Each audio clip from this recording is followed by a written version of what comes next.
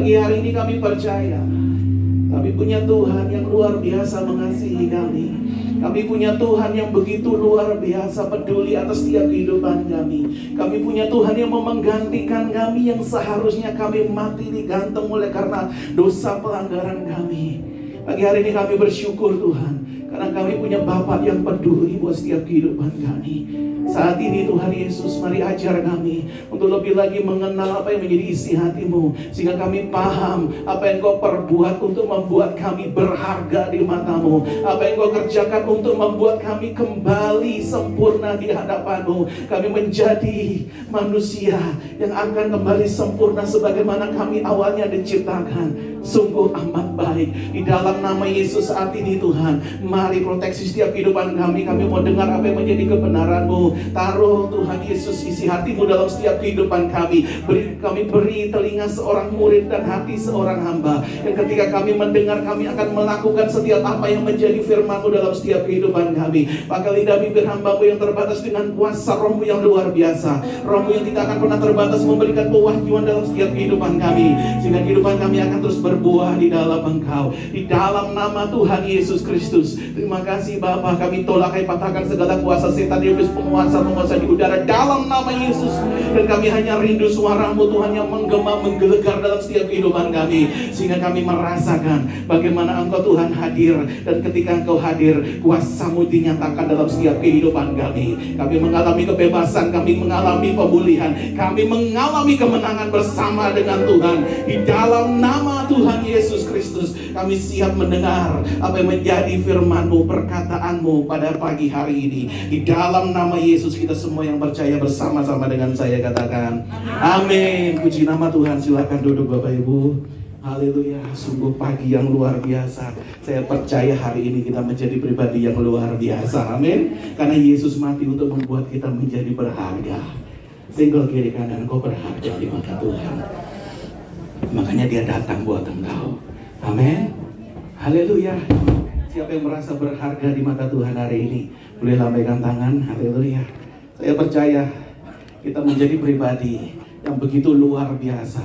Hari ini tema khotbah saya saudara berjudul, boleh dibaca saudara, mengapa Yesus mau menderita dan mati untuk saya. Mengapa Yesus mau menderita dan mati untuk saya? Saya tidak memakai kata kenapa Yesus mati buat saya, tapi saya sengaja menambahkan mengapa Yesus mau menderita. Amin. Saya tidak memakai hanya satu kata kenapa Yesus mau mati untuk saya, tapi saya tambahkan mengapa Yesus mau menderita. Amin. Kematian Yesus ini adalah suatu penggenapan dari perjanjian lama, di mana kalau 2 minggu yang lalu tanggal 17 Maret kemarin ketika saya menyampaikan bahwa ketika rumah orang Israel diberi tanda darah oleh karena mereka sudah menyembelih korban, dan ketika ada tanda darah mereka terlepas dari maut yang saat itu mengejar Mesir. Amin. Artinya saudara, artinya seharusnya kalau dulu binatang mati ya sudah mati, disembelih mati dan keselamatan terjadi. Tetapi tidak bagi Yesus. Yesus apa? Bukan hanya Dia mati, tapi Dia mengalami serangkaian penderitaan yang luar biasa. Dan ini yang membuat saya bertanya, saudara, Tuhan, kenapa Engkau nggak hanya udah mati saja, ditebus udah, kami ditebus udah, tapi kenapa harus menderita Tuhan? Dan ini menjadi suatu pertanyaan besar buat saya, saudara. Kenapa? Haleluya.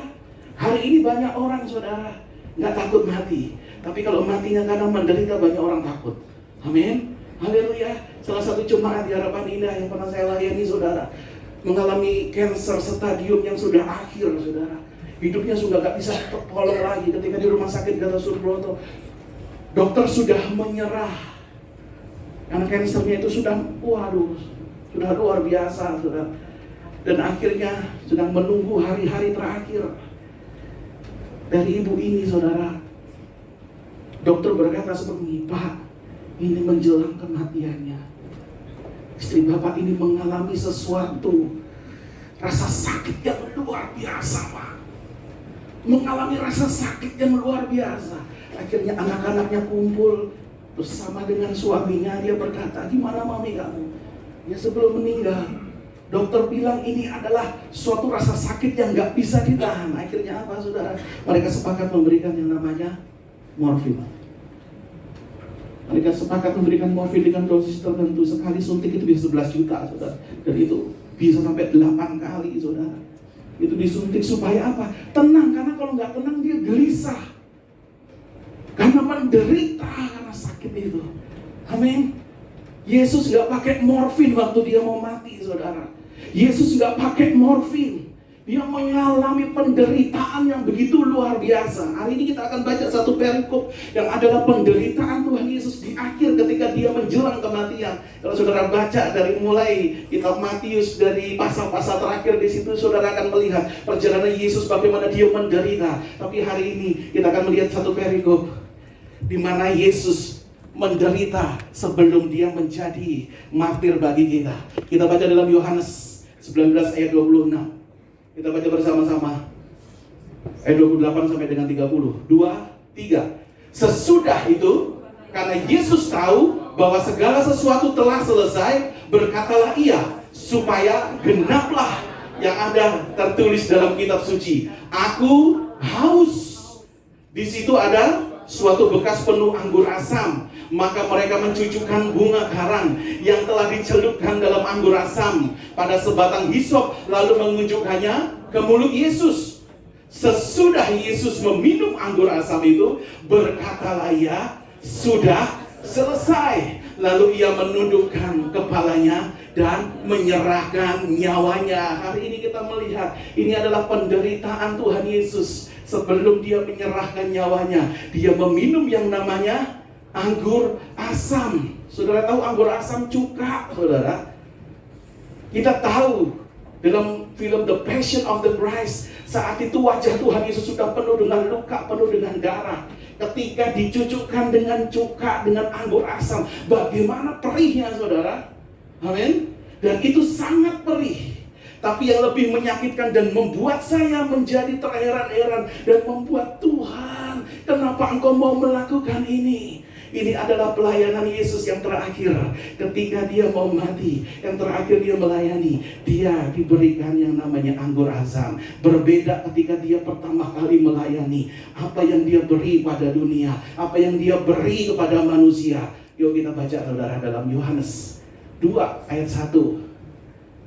Pada hari ketiga ada perkawinan di Kana yang di Galilea, dan ibu Yesus ada di situ. Yesus dan murid-muridnya diundang juga di perkawinan itu. Ketika mereka kekurangan anggur, ibu Yesus berkata kepadanya, mereka kehabisan anggur. Kata Yesus kepadanya, mau apakah engkau daripadaku, ibu? Saatku belum tiba. Ayat 5. Tetapi ibu Yesus berkata kepada pelayan-pelayan, apa yang dikatakan kepadamu, buatlah itu. Di situ ada 6 tempayan yang disediakan untuk pembasuhan menurut adat orang Yahudi. Masing-masing isinya 2-3 buyung.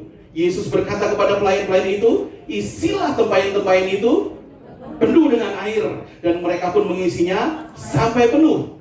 Lalu kata Yesus kepada mereka, sekarang cedoklah dan bawalah kepada pemimpin pesta. Lalu mereka pun membawanya. Setelah pemimpin pesta itu mengecap air yang telah menjadi anggur itu, dan ia tidak tahu dari mana datangnya. Tetapi pelayan-pelayan yang mencedok air itu mengetahuinya. Ia memanggil mempelai lagi-lagi. Ayat 10. Dan berkata kepadanya, setiap orang menghidangkan anggur yang baik dahulu, dan sesudah orang puas minum, barulah yang kurang baik. Akan tetapi engkau menyimpan anggur yang baik sampai sekarang. Ayat 11 kita baca bersama-sama. Hal itu dibuat Yesus di Kana yang di Galilea sebagai yang pertama dari tanda-tandanya, dan dengan itu ia telah menyatakan kemuliaannya, dan murid-muridnya percaya kepadanya. Haleluya, saudara.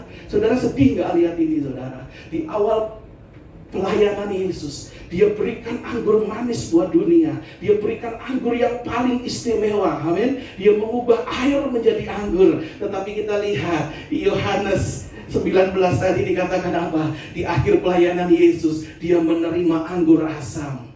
Haleluya. Ini kalau pepatah bilang air susu dibalas air tuba, saudara. Amin. Dan ini sungguh sangat menyedihkan. Dan saya percaya Kita harus menjadi pribadi yang memberikan yang namanya anggur manis kepada Tuhan, bukan anggur asam. Amin. Haleluya.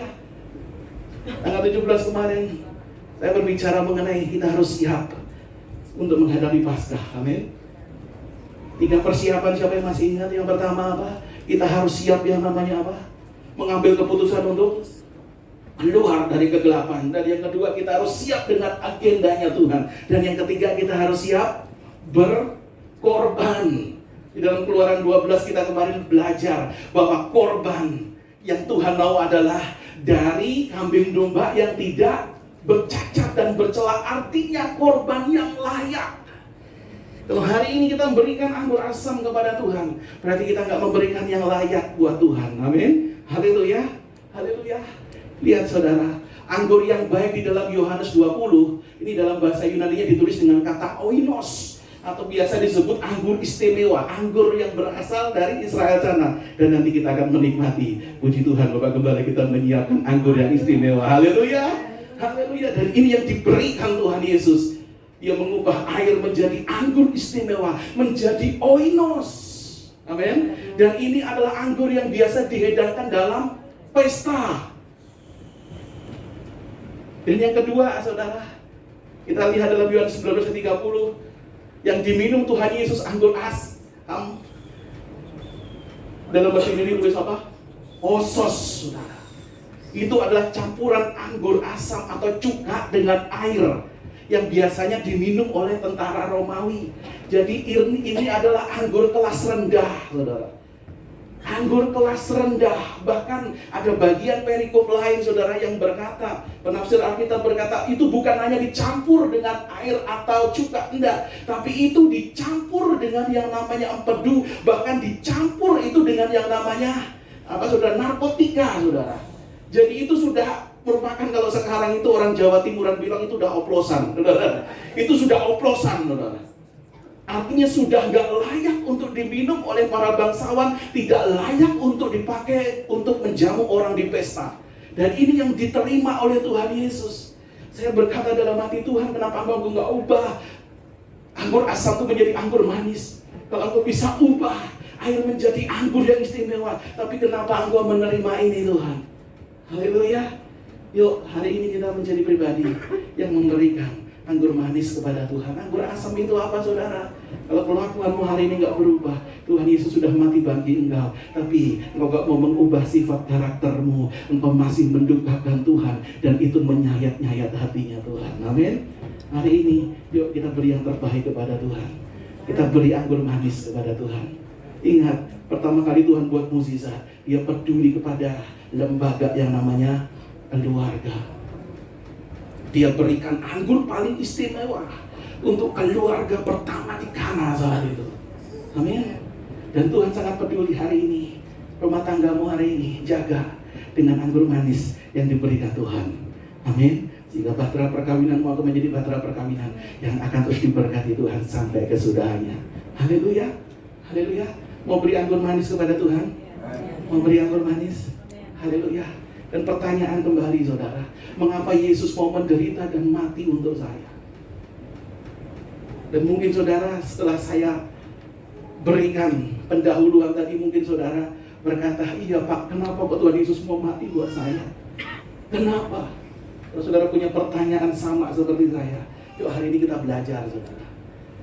Dalam Yohanes 28, ini yang pertama, saudara, mengapa Yesus mau menderita dan mau mati buat saya? Kita baca bersama-sama. Sesudah itu, karena Yesus sudah tahu bahwa segala sesuatu telah selesai, berkatalah Ia supaya genaplah yang ada tertulis dalam kitab suci, aku haus.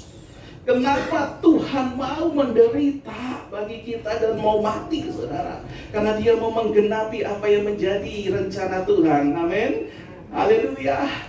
Yesus mengutip dalam Mazmur 69 ayat 22. Apa dibilang, saudara? Bahkan mereka memberi aku makan racun, dan pada waktu itu aku haus. Mereka memberi aku minum anggur asam. Haleluya. Jadi kehidupan Yesus, dia menderita dari mulai sebelum dia berada di Pilatus sampai dia ke Kalvari. Penderitaannya semuanya itu ternyata sudah tertulis di dalam Perjanjian Lama. Bagaimana dia dimahkotai duri, bagaimana lambungnya ditikam, bagaimana dia diolok-olok, bagaimana bajunya itu diundi oleh prajurit Romawi. Semuanya tertulis lengkap. Amin. Jadi saya baru sadar, saudara, kenapa Yesus kok gak mati-mati saja, sudah aku ditebus, tapi kenapa aku harus menderita? Ternyata Yesus harus menggenapi apa yang sudah tertulis. Amin. Haleluya. Yesus mau menggenapi apa yang sudah tertulis. Karena kalau enggak, dia enggak membuktikan bahwa dia Mesias yang bisa mengubahkan kita, yang bisa menebus kita. Amin. Haleluya. Jadi yang pertama, saudara, kenapa Yesus mau menderita dan mau mati buat kita? Karena apa? Yesus tidak mau rencana Bapa menjadi gagal. Yesus enggak mau rencana Bapa menjadi gagal. Kalau dia melewatkan satu penderitaan saja, maka ada satu perikop di dalam Perjanjian Lama yang gak digenapi oleh Tuhan Yesus. Tapi ketika saya pelajari, saudara, semua penderitaan yang Yesus alami saat itu, semuanya tergenapi. Amin. Semuanya tergenapi. Jadi hari ini kita punya Tuhan yang luar biasa. Dia bukan hanya mati, tapi dia mau rencana Bapa tidak boleh gagal untuk menyelamatkan kita. Amin. Dia tidak mau apa yang menjadi isi hati Bapa gagal, karena dia mau ini adalah proyek yang penting, ini adalah proyek yang luar biasa. Amin. Haleluya. Jadi hari ini yuk kita belajar kembali mengingat kasih Tuhan, dan kita tahu aku orang berharga di hadapan Tuhan. Karena apa? Yesus saja nggak mau rencana Bapa gagal. Artinya Yesus nggak mau kita gagal masuk ke surga. Amin. Yesus nggak mau kita gagal masuk di dalam kerajaannya. Tetapi Yesus mau kita menjalankan apa yang menjadi rencana Tuhan, dan kita kembali kepada tanah perjanjian yang Tuhan sudah sediakan buat setiap kehidupan kita. Yang setuju dengan saya katakan amin. Haleluya. Haleluya. Jadi hari ini, saudara, hal yang pertama yang membuat saya mengerti kenapa Yesus mau menderita dan mati, karena dia tidak mau rencana Bapa gagal. Setiap rencana Tuhan buat setiap kehidupan kita tidak boleh gagal. Oleh karena Tuhan berkata, cawan ini kalau boleh lalu daripadaku. Tuhan Yesus sudah berkata seperti itu. Amin. Dia berkata, jadilah kehendakmu, bukan kehendakku. Ini luar biasa, saudara. Amin. Ini yang pertama, saudara. Yang kedua, mengapa Yesus mau mati dan menderita?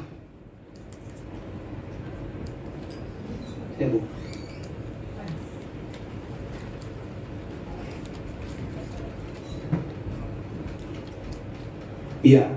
Mengapa Yesus mau menderita dan mati untuk saya? Yang kedua, kita baca dalam Yohanes 19 ayat 29 tadi. Kita baca bersama-sama. Di situ ada suatu bekas penuh anggur asam, maka mereka mencucukkan bunga karang yang telah dicelupkan dalam anggur asam dan sebatang hisop, lalu mengunjukkannya ke mulut Yesus. Ayat 30. Sesudah Yesus meminum anggur asam itu, berkatalah ia, sudah selesai. Lalu ia menundukkan kepalanya dan menyerahkan nyawanya. Perhatikan, saudara, ayat 30 bagian pertama. Sesudah Yesus meminum anggur asam itu, jadi artinya Yesus benar-benar meminum yang namanya anggur asam itu. Artinya, saudara, Yesus tidak membuang cawan murkanya Allah. Amin. Yesus tidak membuang cawan penderitaan yang sudah ada di depannya. Amin. Dia minum itu, dia menggenapi firman Tuhan, dia menggenapi apa yang tertulis dalam Perjanjian Lama. Supaya apa, saudara? Supaya kita tidak minum murka Allah, supaya kita tidak mengambil bagian untuk minum cawan murka Allah, tetapi yang kita minum adalah tubuh dan darah Yesus, oinos, anggur istimewa yang mengerti. Katakan amin. Amin.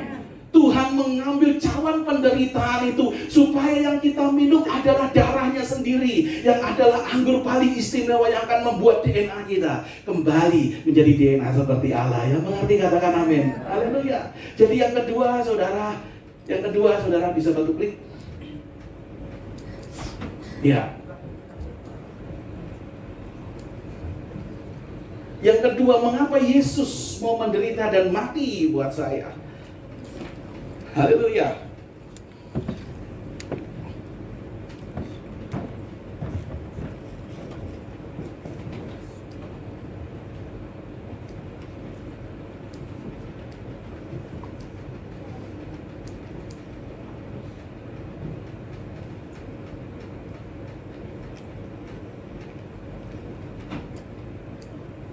Ya, sudah bisa ya.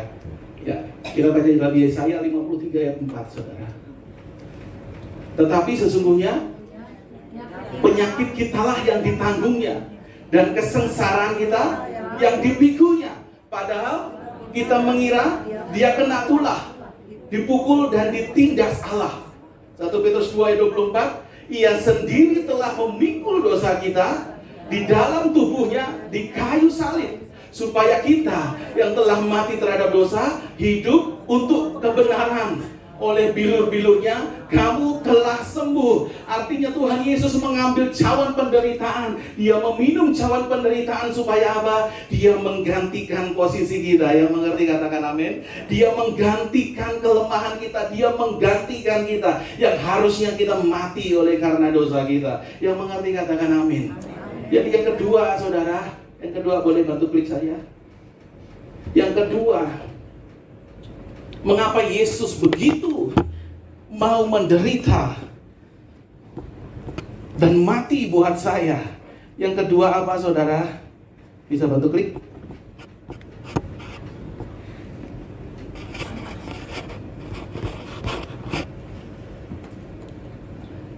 Ya, klik satu kali.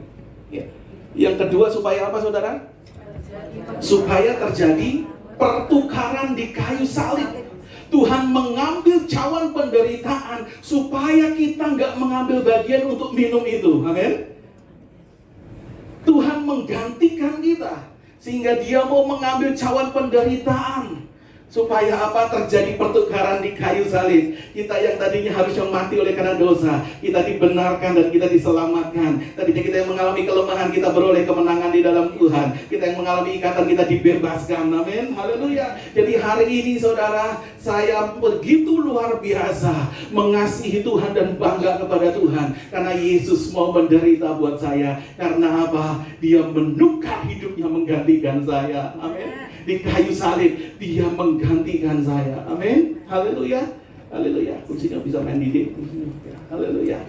Saya percaya saudara, di kayu salib Tuhan yang sudah meminum cawan penderitaan yang harusnya kita yang tanggung, dan Dia menjadi pribadi yang menanggung itu semua. Haleluya.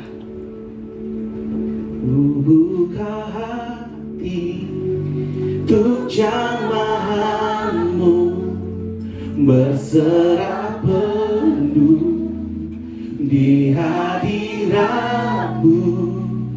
Kau ambil alih seluruh hidupku, di altarmu menyembah. Katakan tubuhku hati, buka hati untuk menyembahmu. Haleluya. Berserah penuh di hadirat. Perhatikan kalimat ini saudara apa? Tuhan ambil alih hidupmu. Amin. Tuhan ambil alih penderitaanmu. Tuhan ambil alih segala kesengsaraanmu. Tuhan ambil alih dosamu. Amin. Haleluya. Buka hati.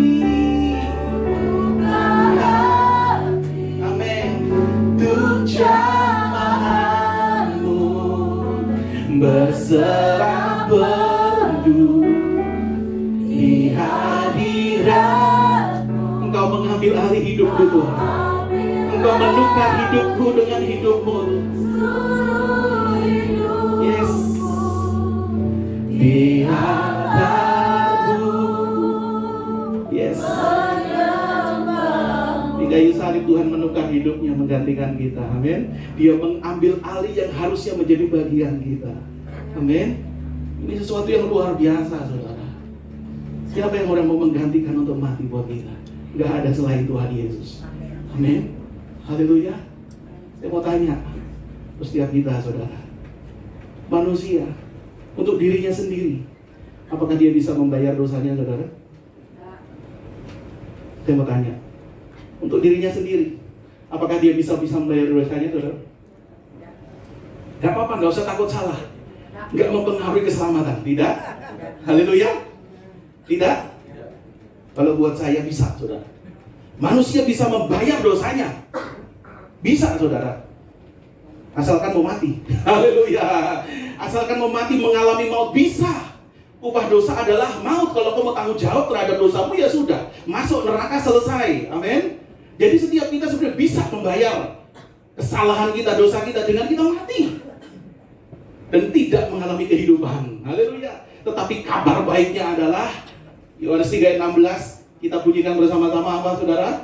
Karena begitu besar kasih Allah akan dunia ini, sehingga Ia mengaruniakan anaknya yang tunggal, supaya setiap orang yang percaya tidak binasa. Haleluya.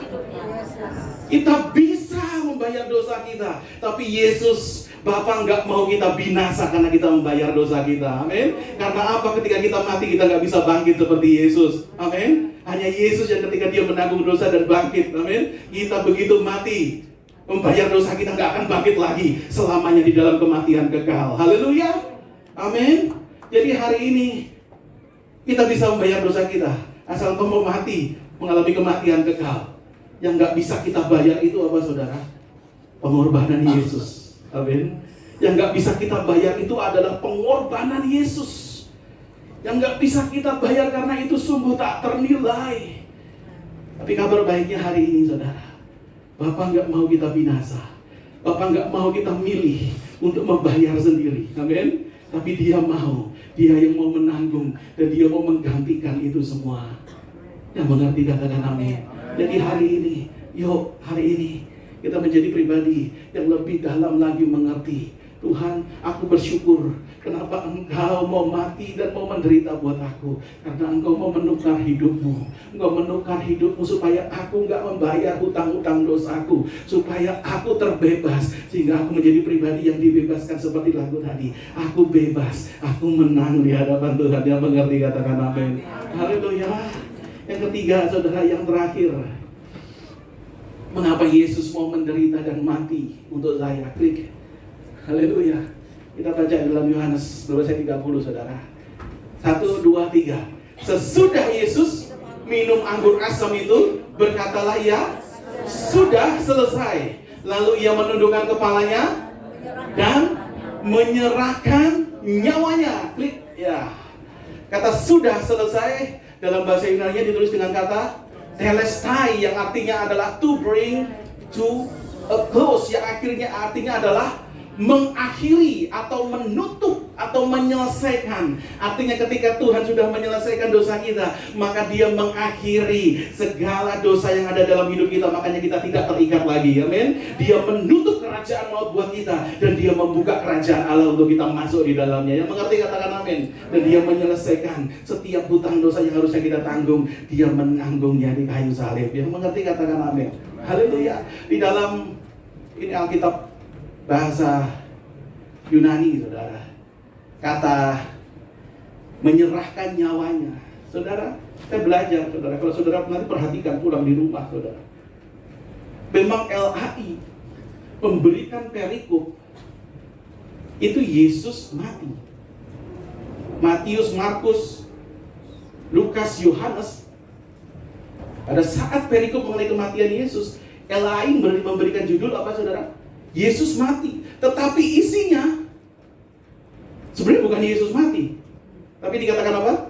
Lalu Ia menundukkan kepalanya dan menyerahkan nyawanya. Kata yang dipakai sebenarnya Yesus menyerahkan nyawanya. Dan kata menyerahkan nyawanya itu adalah, katanya adalah apa itu? Pore duken. poredoken, yang artinya adalah to give into Father's hand. Yang artinya dia menyerahkan nyawanya ke tangan Bapa. Amin. Haleluya. Jadi artinya Yesus itu bukan mati karena terbunuh, enggak, tapi karena dia menyerahkan nyawanya. Amin. Haleluya.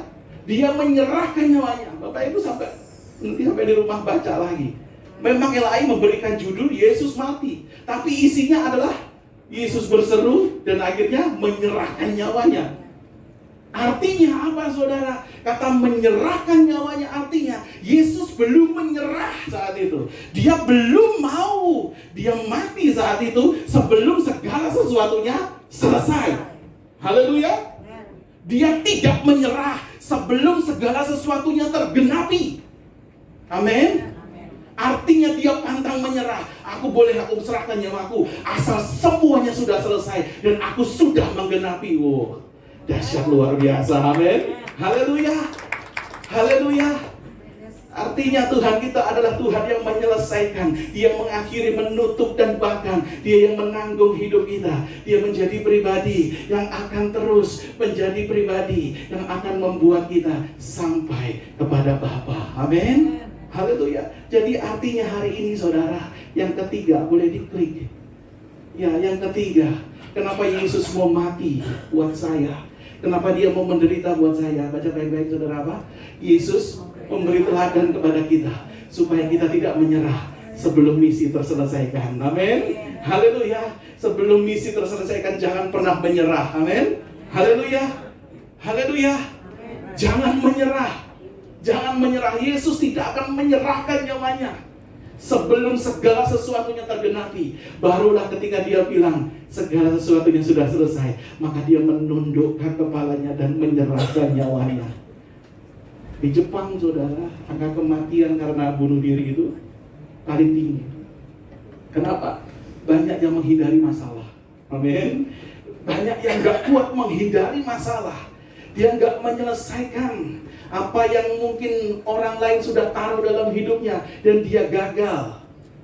Makanya kalau di Jepang itu ada apa, saudara, pepatah yang namanya apa itu? Hara kanan apa hara kiri? Hara kiri.